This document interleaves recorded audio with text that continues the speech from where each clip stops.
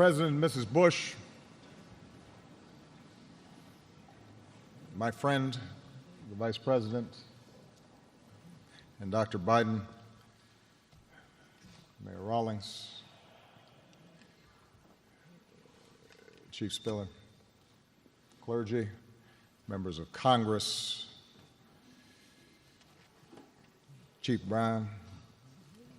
I'm so glad I met Michelle first because she loves Stevie Wonder.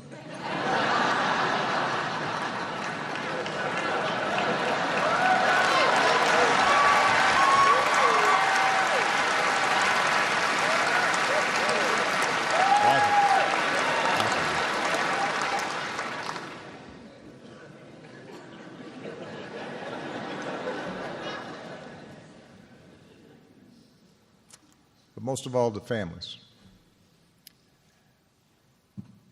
and friends and colleagues and fellow officers. Scripture tells us that in our sufferings there is glory, because we know that suffering produces perseverance. Perseverance, character. And character, hope. Sometimes the truths of these words are hard to see. Right now, those words test us, because the people of Dallas, people across the country, are suffering. We're here to honor the memory and mourn the loss of 5 fellow Americans, to grieve with their loved ones, to support this community,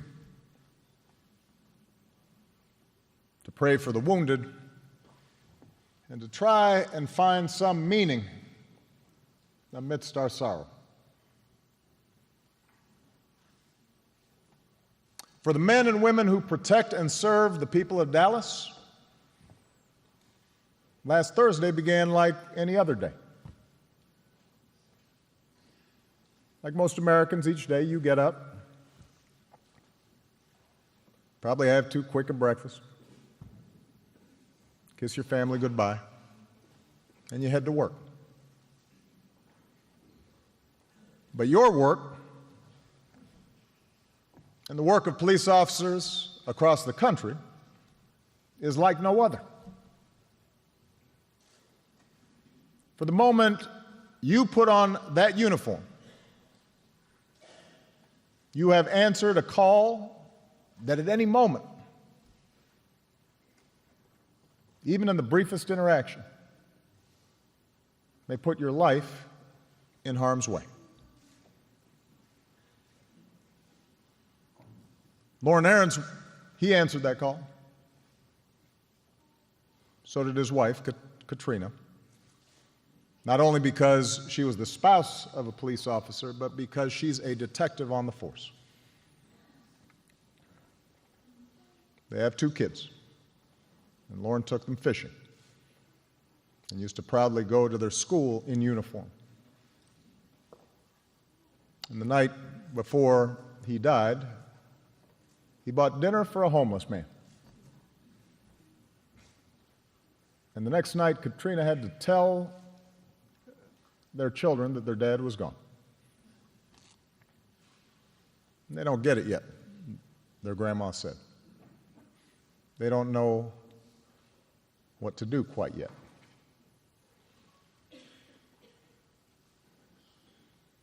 Michael Kroll answered that call.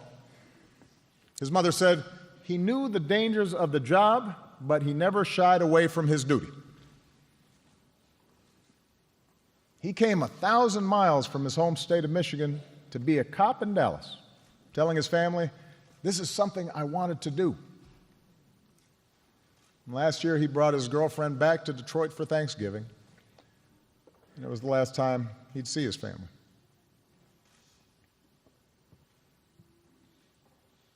Michael Smith answered that call. In the Army, and over almost 30 years working for the Dallas Police Association, which gave him the appropriately named Cops Cop Award. A man of deep faith. When he was off duty, he could be found at church or playing softball with his 2 girls. Today, his girls have lost their dad, for God has called Michael home.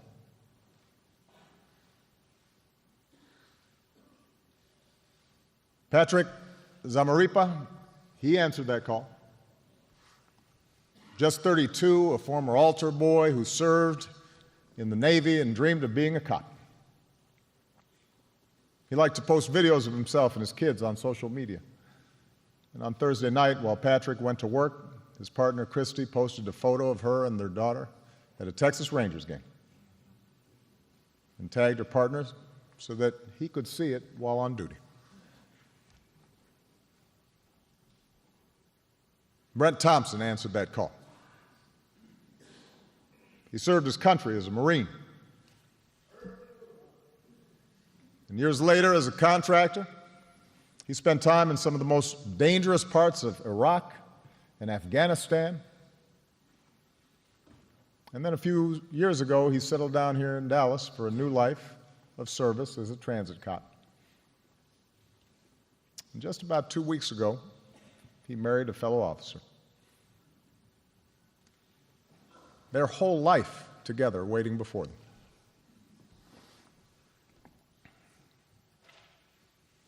Like police officers across the country, these men and their families shared a commitment to something larger than themselves. They weren't looking for their names to be up in lights. They'd tell you the pay was decent, but wouldn't make you rich.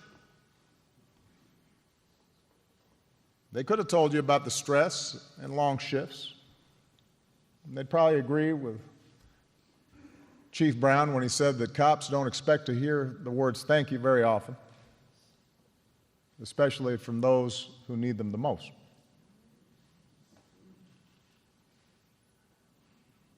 No, the reward comes in knowing that our entire way of life in America depends on the rule of law. That the maintenance of that law is a hard and daily labor. That in this country we don't have soldiers in the streets or militias setting the rules. Instead, we have public servants, police officers, like the men who were taken away from us. And that's what these 5 were doing last Thursday.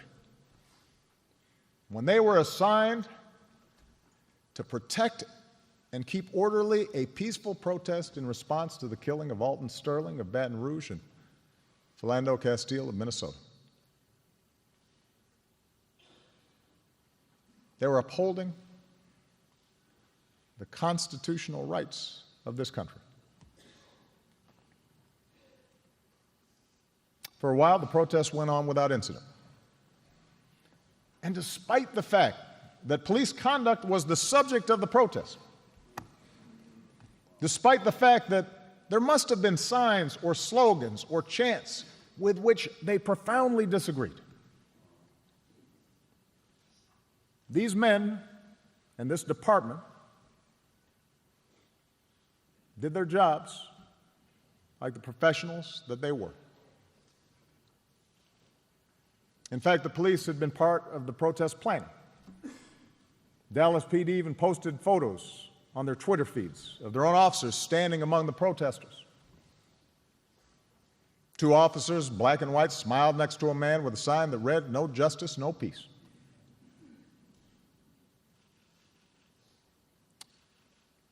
And then around 9 o'clock, the gunfire came. Another community torn apart, more hearts broken, more questions about what caused and what might prevent another such tragedy.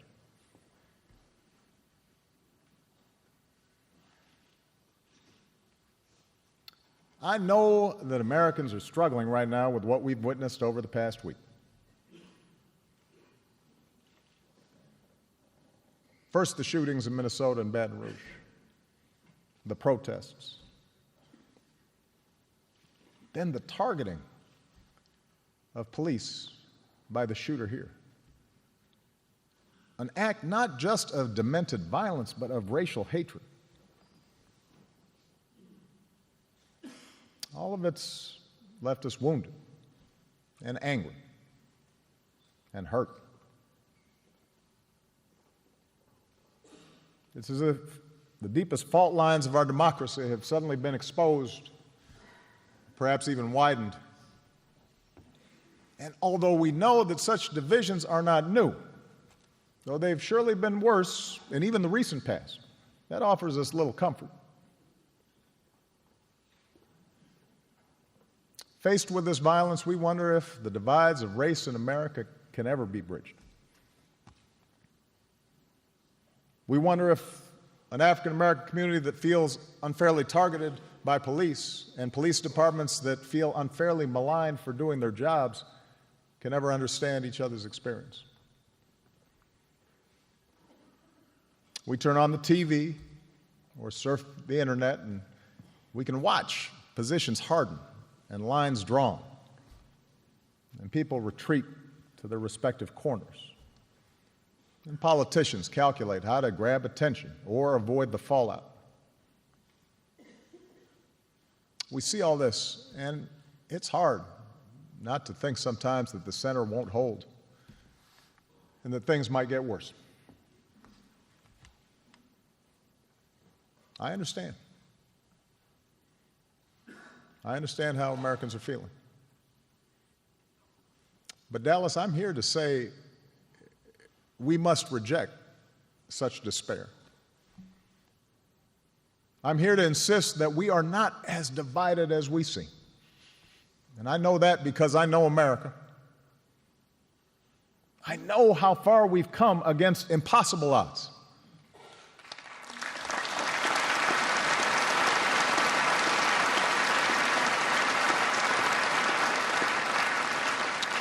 I know we'll make it because of what I've experienced in my own life, what I've seen of this country and its people, their goodness and decency as President of the United States. And I know it because of what we've seen here in Dallas, how all of you, out of great suffering, have shown us the meaning of perseverance and character and hope.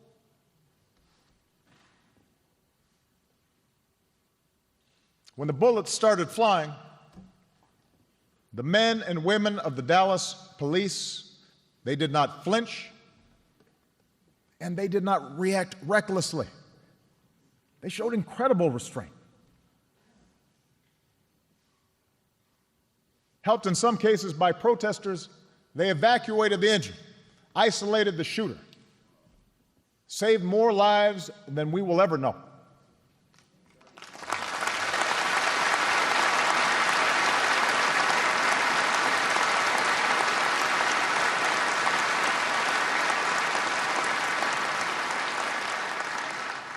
We mourn fewer people today because of your brave actions.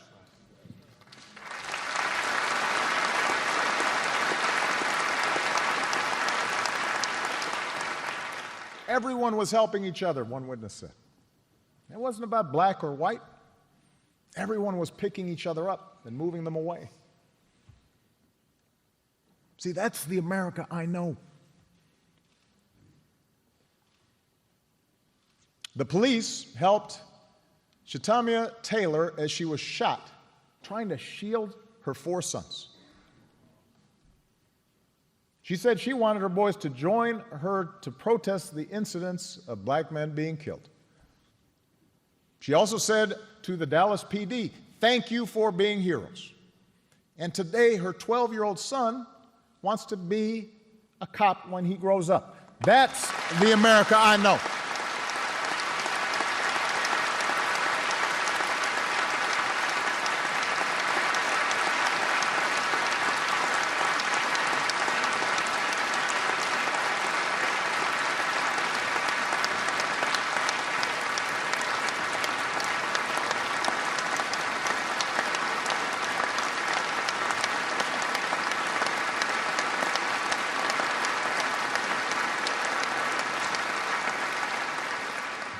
In the aftermath of the shooting, we've seen Mayor Rawlings and Chief Brown,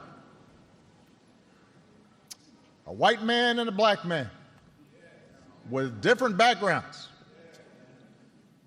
working not just to restore order and support a shaken city, a shaken department, but working together to unify a city with strength and grace and wisdom.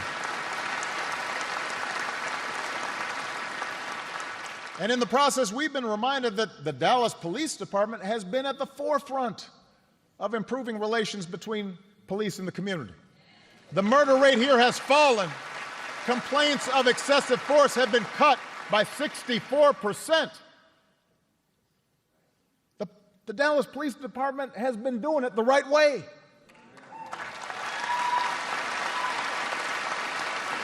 And so, Mayor Rawlings and Chief Brown, on behalf of the American people, thank you for your steady leadership. Thank you for your powerful example. We could not be prouder of you.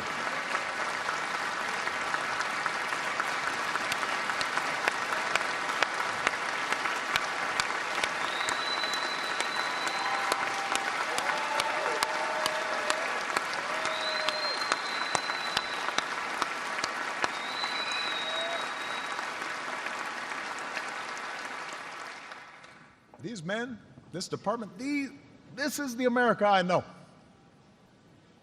And today in this audience, I see people who have protested on behalf of criminal justice reform, grieving alongside police officers. I see people who mourn for the 5 officers we lost, but also weep for the families of Alton Sterling and Philando Castile.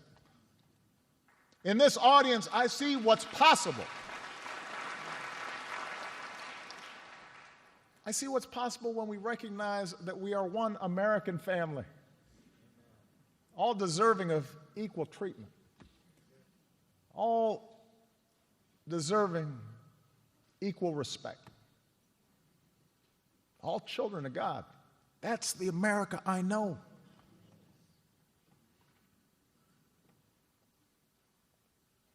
Now, I'm not naive. I have spoken at too many memorials during the course of this presidency.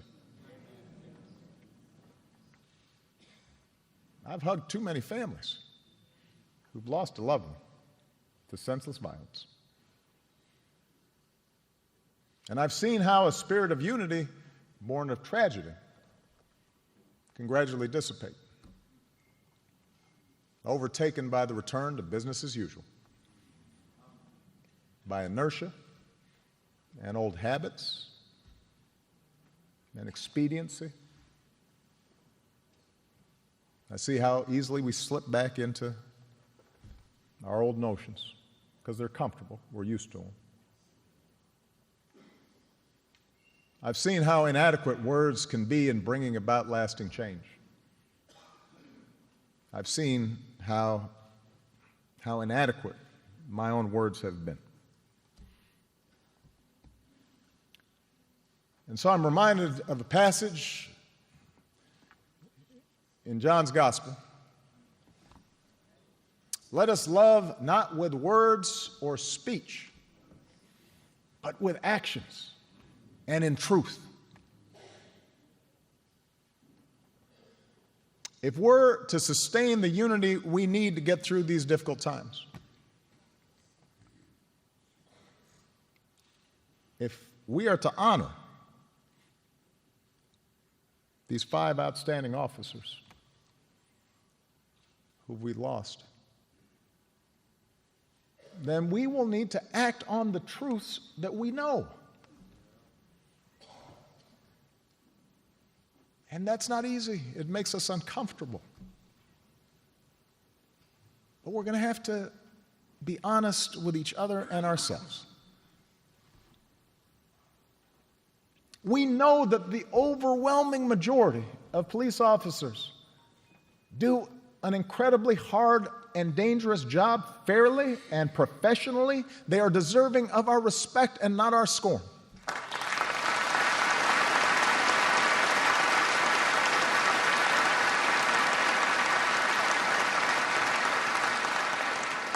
And when anyone, no matter how good their intentions may be, paints all police as biased or bigoted, we undermine those officers we depend on for our safety. And as for those who use rhetoric suggesting harm to police, even if they don't act on it themselves, well, they not only make the jobs of police officers even more dangerous, but they do a disservice to the very cause of justice that they claim to promote.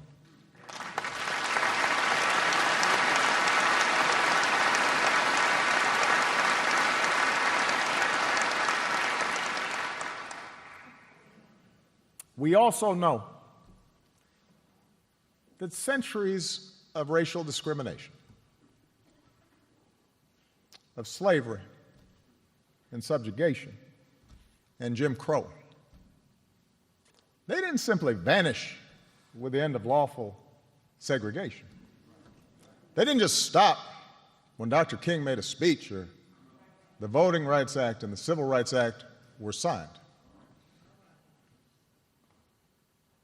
Race relations have improved dramatically in my lifetime. Those who deny it are dishonoring the struggles that helped us achieve that progress. But we know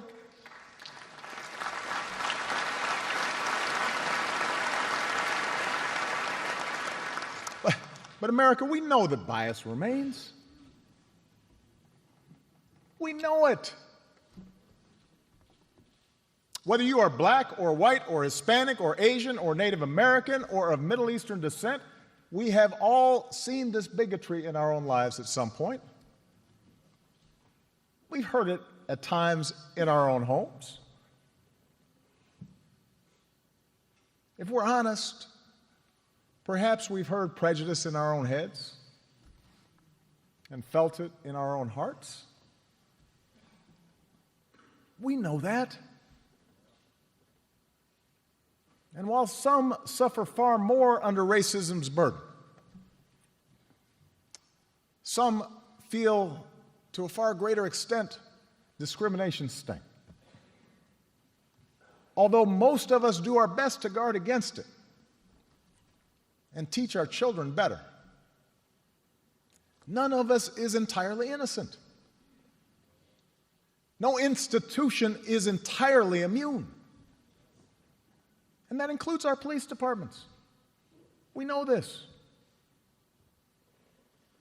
And so when African Americans from all walks of life, from different communities across the country, voice a growing despair over what they perceive to be unequal treatment, when study after study shows that whites and people of color experience the criminal justice system differently, so that if you're black, you're more likely to be pulled over or searched or arrested, more likely to get longer sentences, more likely to get the death penalty for the same crime. When mothers and fathers raise their kids right and have the talk about how to respond if stopped by a police officer, yes, sir, no, sir, but still fear that something terrible may happen when their child walks out the door, still fear that kids being stupid and not quite doing things right might end in tragedy, when all this takes place more than 50 years after the passage of the Civil Rights Act, we cannot simply turn away and dismiss those in peaceful protest as troublemakers or paranoid.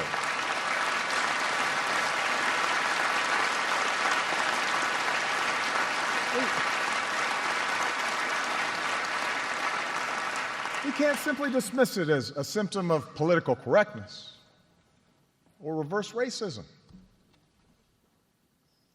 To have your experience denied like that, dismissed by those in authority, dismissed perhaps even by your white friends and coworkers and fellow church members, again and again and again, it hurts.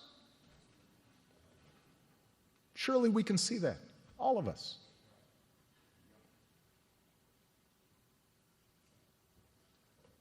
We also know what Chief Brown has said is true, that so much of the tensions between police departments and minority communities that they serve is because we ask the police to do too much and we ask too little of ourselves.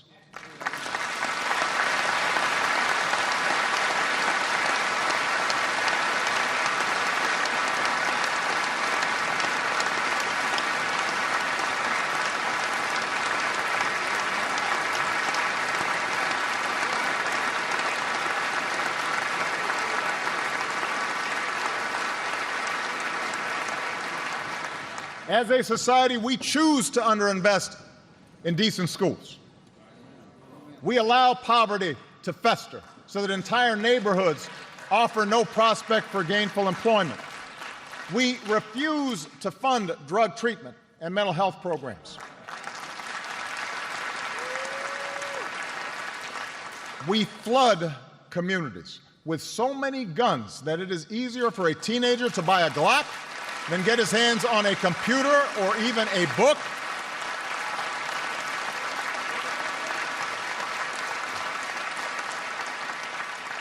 And then we tell the police, you're a social worker, you're the parent, you're the teacher, you're the drug counselor. We tell them to keep those neighborhoods in check at all costs and do so without causing any political blowback or inconvenience. Don't make a mistake that might disturb our own peace of mind. And then we feign surprise when periodically the tensions boil over.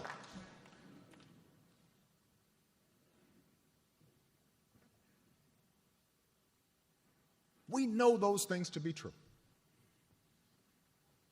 They've been true for a long time. We know it. Police, you know it. Protesters, you know it. You know how dangerous some of the communities where these police officers serve are. And you pretend as if there's no context. These things we know to be true. And if we cannot even talk about these things, if we cannot talk honestly and openly, not just in the comfort of our own circles, but with those who look different than us or bring a different perspective, then we will never break this dangerous cycle.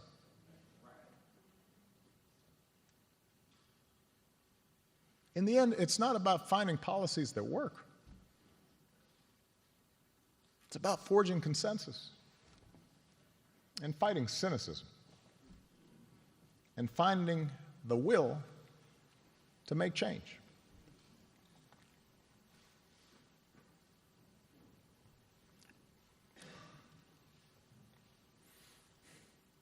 Can we do this? Can we find the character as Americans to open our hearts to each other? Can we see in each other a common humanity and a shared dignity and recognize how our different experiences have shaped us? And it doesn't make anybody perfectly good or perfectly bad. It just makes us human. I don't know. I confess that sometimes I too experience doubt. I've been to too many of these things.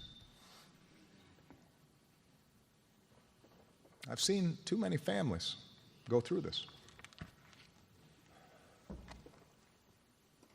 But then I am reminded of what the Lord tells Ezekiel. I will give you a new heart, the Lord says, and put a new spirit in you. I will remove from you your heart of stone and give you a heart of flesh. That's what we must pray for, each of us. A new heart. Not a heart of stone, but a heart open to the fears and hopes and challenges of our fellow citizens. That's what we've seen in Dallas these past few days. And that's what we must sustain.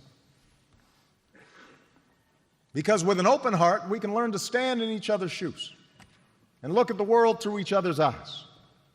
So that maybe the police officer sees his own son in that teenager with a hoodie who's kind of goofing off, but not dangerous. And maybe the teenager will see in the police officer the same words and values and authority of his parents.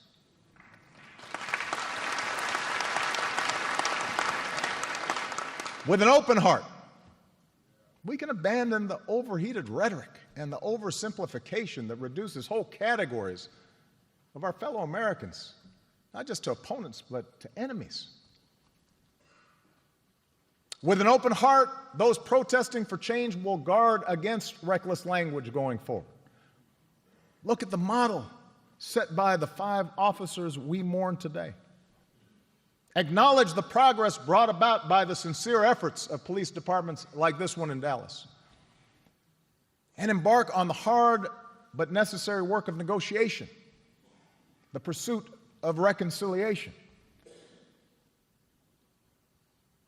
With an open heart, police departments will acknowledge that just like the rest of us, they're not perfect.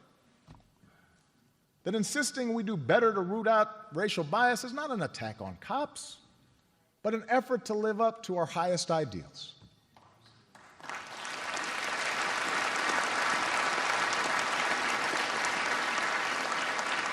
And I understand these protests, I see them, they can be messy. Sometimes they can be hijacked by an irresponsible few. Police can get hurt. Protesters can get hurt. They can be frustrated. But even those who dislike the phrase Black Lives Matter, surely we should be able to hear the pain of Alton Sterling's family. We should, when we hear a friend describe him by saying that whatever he cooked enough for everybody, that should sound familiar to us, that maybe he wasn't so different than us, so that we can, yes, insist that his life matters. Just as we should hear the students and co-workers describe their affection for Philando Castile as a gentle soul, Mr. Rogers with deadlocks, they called him, and know that his life mattered to a whole lot of people of all races, of all ages, and that we have to do what we can without putting officers' lives at risk, but do better to prevent another life like his from being lost. With an open heart, we can worry less about which side has been wronged and worry more about joining sides to do right.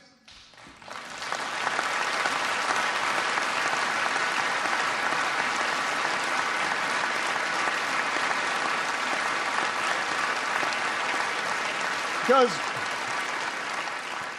the vicious killer of these police officers, they won't be the last person who tries to make us turn on one another. The killer in Orlando wasn't, nor was the killer in Charleston. We know there is evil in this world. That's why we need police departments.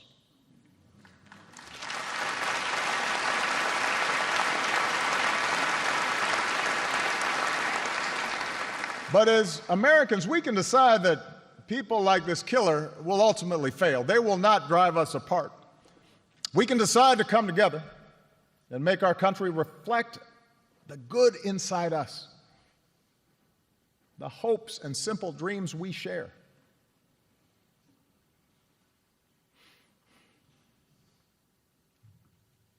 We also glory in our sufferings because we know that suffering produces perseverance. Perseverance, character, and character, hope. For all of us, life presents challenges and suffering. Accidents, illnesses, the loss of loved ones. There are times when we are overwhelmed by sudden calamity, natural or man-made. All of us, we make mistakes. And at times we are lost. And as we get older, we learn we don't always have control of things. Not even a president does. But we do have control over how we respond to the world. We do have control over how we treat one another. America does not ask us to be perfect. Precisely because of our individual imperfections, our founders gave us institutions to guard against tyranny and ensure no one is above the law. A democracy that gives us the space to work through our differences and debate them peacefully,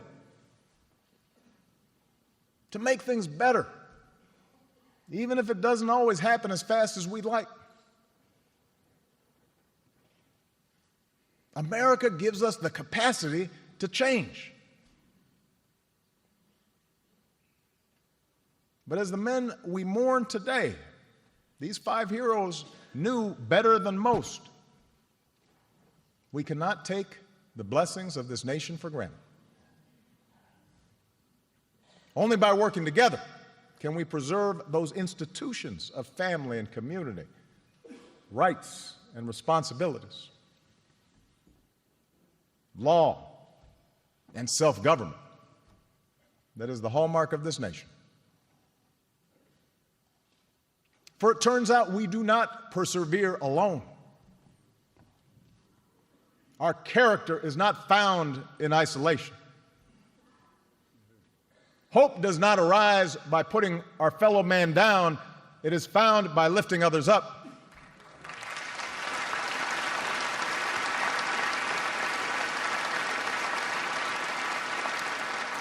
And that's what I take away from the lives of these outstanding men. The pain we feel may not soon pass, but my faith tells me that they did not die in vain. I believe our sorrow can make us a better country. I believe our righteous anger can be transformed into more justice and more peace. Weeping may endure for a night, but I'm convinced joy comes in the morning. We cannot match the sacrifices made by officers Zamarripa and Arens, Kroll, Smith, and Thompson. But surely we can try to match their sense of service. We cannot match their courage, but we can strive to match their devotion. May God bless their memory. May God bless this country that we love.